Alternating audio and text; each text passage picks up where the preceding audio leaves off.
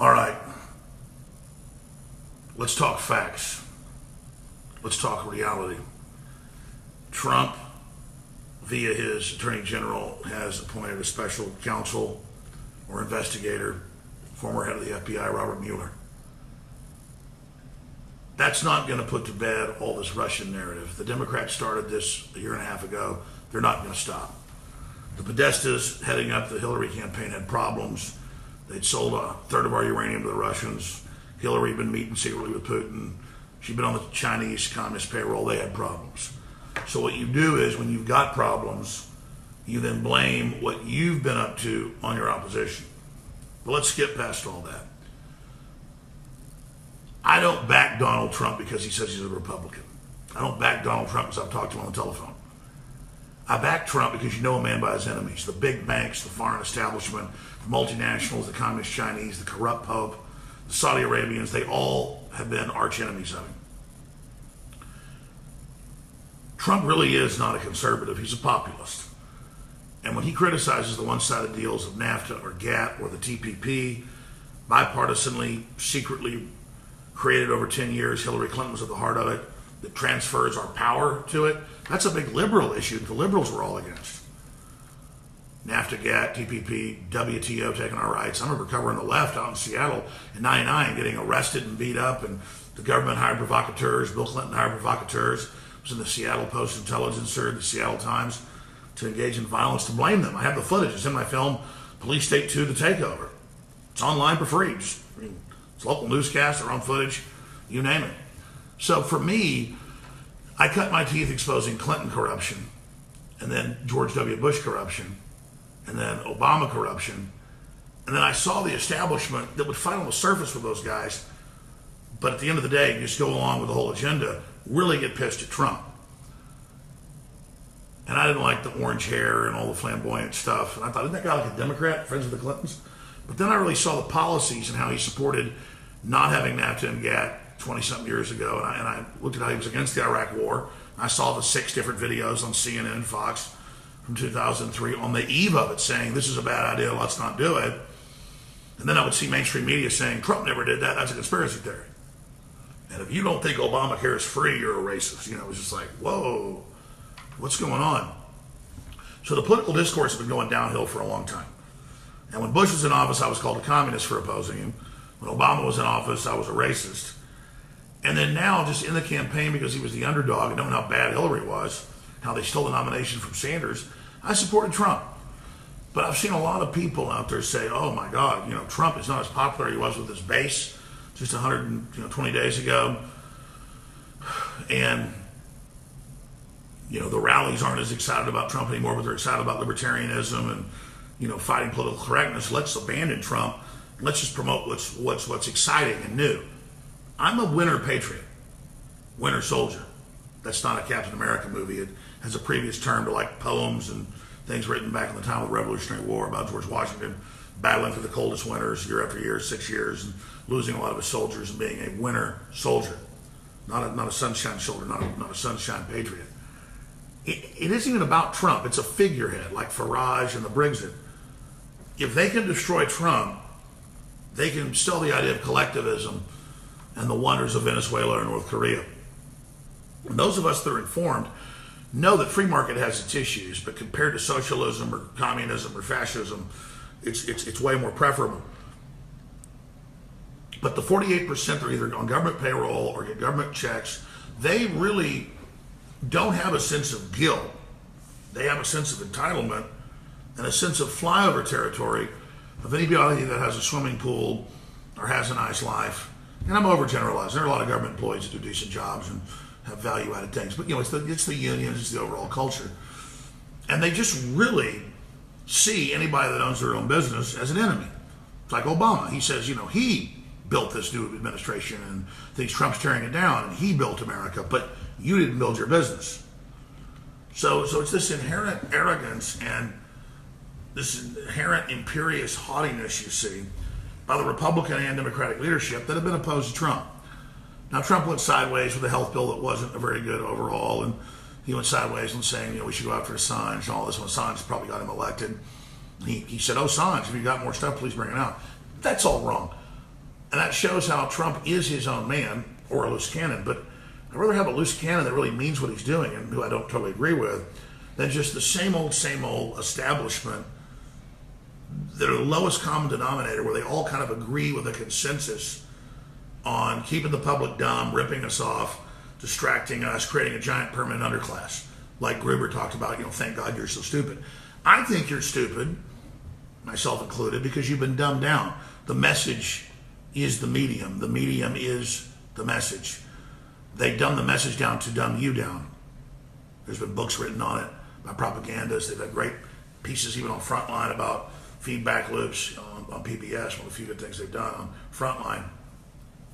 So they know what they've done, and that's why they create this joke meme with me, or they take jokes I've said out of context to try to make me look more extreme than I am with the general public, so they just don't actually hear what I have to say. It's actually very cogent, very well reasoned. Before I get into what the world will look like if Trump's actually taken down, let me just break down. Here's an example. Stephen Colbert came out last week and said that Donald Trump is the cock holster, his mouth, for Vladimir Putin's penis. And then I made jokes days later, so I can say McMaster's is I learned about, I guess, on South Park, those guys in the leather jackets, whatever, the gay guys. Not against any of those guys, just it's a funny joke. I was saying that Chucky Schumer's a flying monkey, and then I guess I could say that, this is a joke after all, that McMaster's is a leather daddy, because that's why they all have shaved heads. I don't think they even have shaved heads. I just said that to be stupid. And I said, but I'm sure that's okay, because Colbert said that Trump's a cock holster. And I'm all for that. It's free speech. Say it if you want. Well, Colbert said, I still got my job. I'll do whatever I want. But people are calling for me to be kicked off the air because I'm anti-whatever, because I made a joke. No, I made a joke. And everybody knows there's this process of paring down what we say, editing what we say to distort for people. And this just goes on and on. I've talked about that with legal issues. I've said that I'm not going to sit here and roll over to stuff that's going on, and then the media just misrepresents that I have rolled over. And that's just part of the disinformation that they put out, preying on the American people. And from there it just goes on and on and on and on. But what will the world look like if Trump's taken down? During the Cold War and the threat of Russian nuclear annihilation of the United States, during mutually assured destruction, the United States set up systems where parallel shadow governments were in place. They were called deep state in congressional hearings in the 70s and stuff, 80s. They were called shadow government. And I would talk about this. The media would know you weren't informed. They never really covered it. They would say, oh, that's a conspiracy theory. Kind of like if I told you 100 years ago, this is a phone, a computer, I can call people on it, it can take photographs, it can tell you my heart rate. They would just say you're a conspiracy theorist, it doesn't exist. So it's like being a man from the future. And if you have knowledge, and pygmies don't have it in Central Africa, and you show up and show them a penicillin, or you show up and show them a firearm, they've never seen it, they think you're either making it up or you're a god. And so instead of saying, wow, people are really informed, they really know how stuff works, wow, Alex Jones told us 20 years ago that cameras were being hidden inside devices like your cable box, and then later in your phones and stuff, wow, really, he's really smart, we should listen to him. Instead, it's just, oh, he's a conspiracy theorist. If someone has knowledge, if someone starts an independent media operation that reaches 45 million people a week and has changed the whole global paradigm and introduced the term information war to everybody, they're not trailblazers, they're kooks. You can feel big just calling me a conspiracy theorist. And I'm not talking to our general listeners that are informed, in many cases more than I am. I'm talking to folks that tune in and think this is all a joke, because they've been taught information is a joke, being successful is a joke, being informed a joke, having arrested development, being a failure is really trendy and cool, because misery loves company. But if they're able to remove President Trump, they've said under continuity of government COG that I told people back in November they'd probably try to use against him, that they're going to say all the Republicans elected during the last election aren't real either. And they're going to say the media is fake and start arresting people and suspend the government, and then have the deep state, the intelligence agencies, allied with the Democrats, shut down the independent media, and then take all the members of the House and all the members of the state houses that got elected, 900 plus, and all the governors, and say they were all elected because of Russians. Let me tell you, the Republicans were running around saying, we're going to suspend elections and say everybody was paid by the Russians and kick the Democrats out of office. Even if I hated the Democrats, I'd say that's dangerous. Kind of like they arrested Dinesh D'Souza for his political action, but let Michael Moore do stuff. If Michael Moore was being arrested for political stuff, I'd be freaked out. I mean, this is just such naked authoritarianism. Kill Trump, get Alex Jones. You see it everywhere. I had a guy the other night go, you're a traitor, you're a Russian agent. I'm just like, it's so ridiculous when you think about Trump really being a populist in his actions. NAFTA, GATT, stuff the liberals oppose, but now they're for. TPP, funding the Arab Spring so radical Muslims can go around enslaving women, throwing gays off roofs. I mean, all that's really going on. And then if you understand they bring down Trump, they're saying, and then we're going to bring everybody down, because they realize America's woken up. They're not liberal, they're not conservative, they're Americana, they're libertarian, they want freedom. They hate both parties, but they'll go through any medium they can. I wish the Democrats were reformed. And so if they're able to bring down Trump, they've said they want to move to authoritarianism in America. They've had the Wall Street Journal, the New York Times, Computer World all say they want the communist Chinese to help censor here, and they want to go ahead and start arresting people, and we're all fake news, and mainstream media, newspapers maybe do 100 retractions a year. I might do one a month, but they go, oh, look, he did a retraction. He's fake news. This is about taking everybody down. But so many people in this economy and so many people that are pseudo-intellectuals, they think Stephen Colbert is really smart and he's really thinking all this up live time. He's reading on the teleprompter. And they think that John Oliver and Trevor Noah and all those guys are like really talking to you live and that it's all real. And they really think they're the witty, cool group and, the evil flyover country, the evil rednecks. I know a lot of New Yorkers that are great people, but they think we ride horses. They think that we marry our sister. They don't know that most of the technology came out of Texas. A lot of it did. They don't know. It's like you're really talking to stunted weirdos from not just New York and places, but all over. And then they come from LA and collapsing California, and they want to have property taxes, and they want to have, toll roads, and we're like, we have lower taxes. It's why we have infrastructure here. It's why you came here. And they just go, we don't hear you. So here's the bottom line, whether you want to know it or not. Trump's imperfect. I'm not paid by Trump. I've had a lot of problems and attacks because I've defended Trump. And as I see the shine wear off Trump, I support him more than the fair weather friends that were there before, because I realized where we're at. And I realized that $3 trillion was added to the stock market, plus. We lost about $500 billion up today. And I realized we have $300 billion plus dollars in new jobs, and upwards close to 1 million jobs now. It's 500,000 a month ago. And, we were going into a global recession, depression. And I know this really is helping the economy. And I get socialists and stuff think, oh, we'll plunge the free market, we'll reorganize it, we'll all be bosses. It never worked in Russia. It doesn't really work in China because they're mainly free market, at least for the elites. It doesn't work in Venezuela. It's this same weird thing of just a big gang of people saying we're going to take over the means of production. We're going to have this heaven, and all it ever produces is a hell, but somehow you think it's real intellectual because you sat in your first college courses with some weird communist who's got major Rand and Ford and Lockheed Martin grants telling you communism is the way to get ahead. And then I talk to communists on the street, they can barely talk. And they haven't read Marx and Engels, and they don't understand social Darwinism. They just don't understand eugenics. They don't have any basic knowledge. They don't know who Edward Bernays is. They don't know anything. They just sit there acting real intellectual and getting together like little followers. And that's the greatest problem, is the paradox of a free, open society compared to what we had in the past makes incredibly weak, pathetic people, as Victor Hugo, who would be a classical kind of leftist philosopher, statesman from France, but a good leftist, a true progressive. He said, adversity makes men, prosperity makes monsters. I think oversimplify calling the leftist, let's just say a real reformer.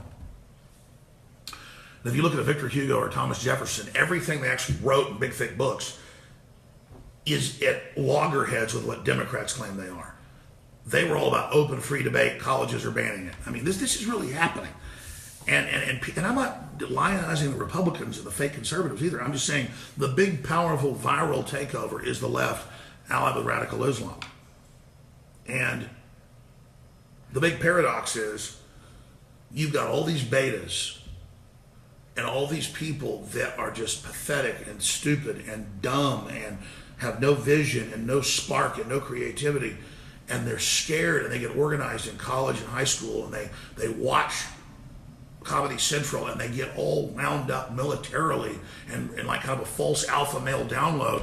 And then the true alpha males have been taught to be subservient, to control their alpha male instincts, to try to be more maternalistic and build people up. And we go, oh, here, let me help you. And they're like, bah, like attacking you like a piranha. And all they want to see is an alpha male torn down. They want to see the family broken up. They want to see any symbol of success destroyed because they don't have it. So they're banning Mother's Day in Canada and banning it here. They're saying, you know, let's get rid of the word father and mother. And 4 or 5 years ago when they started this, they'd say, oh, that's just extremely tough. Now they're like, no, we are going to ban it. And you just realize it's a cult of total followers that get in line because they believe we're finally in the in group. You know, I played football a couple of years, so I realized it was such a cult of so-called tough guys. And I could already have, you know, the best-looking cheerleaders. I wanted to date them already. Just because I was fun. I didn't need to be in football and go be part of some ritual. So I get liberals and trendies and pibs and, you know, the skaters and everybody for wanting to be kind of their own thing and not wanting the establishment. But they've taken kind of nerddom and turned it into the new establishment, and it's even more uncool than the jocks. I mean, I was somebody that very early on would love to go after all the skater girls. Back when I was growing up, that was when heavy metal was the coolest, but still most of the preppy guys were like, what are you doing wearing that Motley Crue or Metallica shirt? And I was like, I'm 13, I'm getting the 16-year-old girls to take me to the movies. And, you know, I had long blonde hair, and I'd let the girls comb it. You know, I mean, you know, if the 16-year-old girl wanted to put eyeshadow on me, as long as, I mean, I got to get taken to the movies with her. I mean, I did it. You know, I've already been there. I've already worn black and, you know, and you know, let the girl put black nail polish on me to, you know, get all the girls. I couldn't get rid of them. That's how I had so many. I'm not putting you down. I do that very often. I don't do it like that. Not at their houses. They want to do it. The point is, and I'm just telling you, I've already done it. I've already worn black. But at the same time, I wasn't just wearing black sometimes. I was getting in all the big fights, and I was playing baseball, and I was doing it all. And I'm not bragging about who I am or what I've done. It's just that I was the guy that didn't care if you were skaters, because I like to ride skateboards. And I didn't care if it was the, you know, fun black guys, and I'd go over to their house and hang out and go fishing with them at their farm, as long as they were cool people. I mean, I inherently hung out with everybody. You know, I'd go over and, you know, hang out in the Mexican part of town, and they were all more white bread than I was, listening to Black Sabbath and drinking whiskey. I went over there because it was fun. And that even quasi-segregated society was more integrated, more fun than this modern one today. And then I just see people who are totally empty, totally not having fun, with their handlebar mustaches and their tattoos all over them, which is fine with me. I'm not against handlebar mustaches and tattoos. It's just that that's establishment now. That's not trendy. Glenn Danzig 30 years ago with tattoos, you know, like he said 30, 40 years ago, it was only the Marines, you know, guys that were in the Army, and then punk rock that had tattoos. Now it's like everybody's got them. And I'm not knocking you for having them. I'm just saying, it's like, just because you have tattoos doesn't mean you're like super cool and have all the answers to the universe. And there's this form over reality. There's this clash between disinfo and reality. And I'm totally real. I'm really trying to empower the people. I know Kennedy cut taxes by 50% and tax money double the next year that came in. So that's not Republican or Democrat. That's what works. It gives the people the choice to build their own economy. Globalists want you barely getting enough to live so they control and can social engineer through Agenda 21 what you do. And the good news is, in closing, I've seen them 5 years ago saying Agenda 21 didn't exist and the Federal Reserve wasn't private. Today they have to admit it. And they have to admit world government. They have to admit globalism is unelected. They have to admit all this stuff now. And we've come a long way together. It's just that I've seen them weaponize politics like Edward Bernays did 80 years ago, merging Hollywood, burgeoning Hollywood, fledgling Hollywood with the politicians at these big press centers to make it all look like the super class. So whatever they say and believe is what we should all believe. out here in middle America or out here in real America. And that's just not how the world works. America was all about the commoner believing they had the answers and not liking elitism, not liking royalty, not liking buying into something. And that's what Alex de Tocqueville, the French philosopher and historian, wrote about.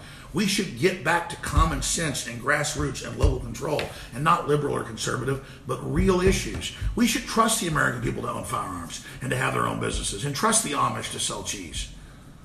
We have courts if somebody gets sick from the cheese, but nobody ever does from their cheese. It's big government cheese you get sick from. That's what I mean. We're just being turned into these domesticated jellyfish, and it doesn't empower us. And then the system tries to sexualize children and tries to, have the state come in and tell your kid what sex they are or what sex they're not. I mean, all of this is such a brutal assault on the identity and free will of the people, and everyone should see it. And the vehicle of global corruption right now is leftist world governments, because that's what domesticates you, and that's inherently a better vehicle than fake conservatism. Fake conservatism is just the stand-in loyal opposition to that system. And so Trump fundamentally is bringing a businessman approach and really is trying to be the turnaround man for America, and that's why he's so opposed. So if they get rid of him, they're going to then try to remove all the Republicans that have been elected. They're going to try to suspend elections, have new ones in 6 months once they do it, and we'll never come back from that without a civil war. And hell, they're so cocky and so arrogant in their megalomania, they want a physical fight with everybody right away. And then I just look at everybody that saw the last staged election, where they tried to steal it from Trump but still failed. You guys aren't all powerful, and you want to have this rite of passage that you didn't have when you were 14 or 15 of fighting or warfare. And you're just beta followers. You only become leaders and stop being cuckolded, conditioned people when you realize you've been manipulated. But I understand the way cognitive dissonance works, or Stockholm syndrome, learned helplessness. People don't really want to admit that chemicals have been put in their food and water to change their biology from birth. People don't really want to admit why their family's dying of cancer around them. People don't really want to do anything about it because there's an inherent laziness that, oh, that's work, or I don't want to believe that. I can believe whatever I want. And it's that delusional garbage that's the real hallmark of a society that's about to collapse. But I'll tell you this in closing. I'm not going to collapse. I'm going to be successful no matter what happens politically. I mean, unless we have a total collapse of society. I'm always going to be successful because I live in the real world. And that's really the proof of knowing what you're talking about. You look at people that go get 2-3 college degrees, almost worthless. I'm not knocking college. They've gotten rid of the economy that they're teaching you to be part of. I'm just telling you, I get it. You got 3 degrees. You got to hate the middle class and prosperity and families, because the degrees aren't to get that now. The degrees are part of being in a political club. And then you hope that if you take over what's left of the economy, that you could be successful by managing others. You have to build your own world if you're going to be successful. If you run somebody else's life, you won't be happy. And that's all I'm getting at here. For control freak right-wingers, control freak left-wingers, all of you, there's just so much deception, and the fake news that they project about me, and you ask, why am I such a big enemy? It's because what we're covering fundamentally threatens their world system. About empowering you, about understanding history, about a Renaissance economy, about a system based on humanity. Not a future where we're not needed, not a future where we're obsolete, but a future built more, for and by us. So Trump's very, very sad, and the people being so weak is very, very sad. And if he's destroyed, it will only embolden the forces of tyranny that are just cozied up to communist China and the Vatican and everything else. I look at the left like going, oh, thank God, China's going to help censor the right wing on the news. And I'm just like, China kills Buddhists by the hundreds of thousands a year and sells their organ. And leftists don't care because it's their identity to just love big government and think they're defeating the evil right-wingers. It's the same thing with Islam, and millions being brought into Europe, and hundreds of thousands here, and sexual mutilation, and they're almost all men, and they're horrible, just horrible, thug-like, gross cultural thugs. And then the left's like projecting that on the West that empowered women, and then going, oh, I love the hijab, I cut my genitals off, oh, it's so liberal, oh, throw the gays off buildings. And they really are doing this, and you realize they are cuckolded and feel powerless, and they're scared but a kind of twisted, dirty, filthy third world alpha male they get off on because it's ugly like them. And you realize that that's why misery loves company. All right, I'm done. I appreciate you watching. I'll be back tomorrow, 11 a.m. Central, Infowars.com/show. I know most of the spam bots from David Brock and others, they admit hundreds of millions spent every few years, just put out stupid little, hey, tinfoil hat, hey, you're crazy stuff. But I know there's some real people out there that then see that and kind of repeat it. And I get the great audience is awake. You're awake. I just keep talking to the prodigal sons and daughters out there that just don't know that I really want to see you succeed. I want to see you out of the cult you're in. I mean, you're in a cult just like Nazism or what we've seen with the modern cults. There's no cult with me. They call me a cult leader. There's no followers here in my presence. There's no do as just as I say. I'm just saying you've got the power and the answers. The cult of worshiping government, the cult of the New World Order, the cult of socialism just doesn't work for the average person. And you got all these billionaires, combining forces to bring in a world government and saying that it's going to be something that totally ends human freedom. And that's something we should reject. And anybody that claims they're anti-establishment, the whole establishment, I leave you with this, is lined up against Donald Trump. He's tried to co-opt the establishment unsuccessfully. And it's just so sad to see the lion stumbling in the arena, being torn apart by hyenas, and then seeing a bunch of bound chickens squawking like a conveyor belt being fed to other hyenas, looking at the lion, thinking they're hyenas, and even as they drop into the hyenas' mouths and are eaten, they still think they're on the winning team. You're not. You're being preyed on. You're being controlled. The globalists admit it. Read their white papers. They're public. Gruber says, thank God you're so stupid. Obamacare is written to rip you off. And then some of you go, oh, I know it's written to rip us off, but it's good to have total control. So, I'm part of the establishment. No, you're not. You're not part of the establishment. You're chumps. You're useful idiots, like Lenin said. You just don't get it. And they say ignorance is bliss. And I guess that's what it is. And I just feel guilty because I'm going to be successful no matter what you do. Genetically, culturally, monetarily, spiritually, I'm super fulfilled. And I just want to see you fulfilled. And you're just buying a false paradigm, a false construct that the elite admit they've done to you. And you want to destroy those of us that don't want to be on your plantation with you, and it's quite frankly horrifying. All right, I've talked to the folks out there that are praying for Trump's destruction, and most of the people that are against Trump and nationalism know that it's the right way to go. They're just paid off, and they probably admit that to me. All right, Infowars.com/show. I want to thank Michael Zimmerman for coming over and doing this feed tonight. Please spread this video. They're trying to block us and censor us, but thanks to you, we're reaching more people than ever. So I want to commend you all and thank you. Infowars.com. Thank you.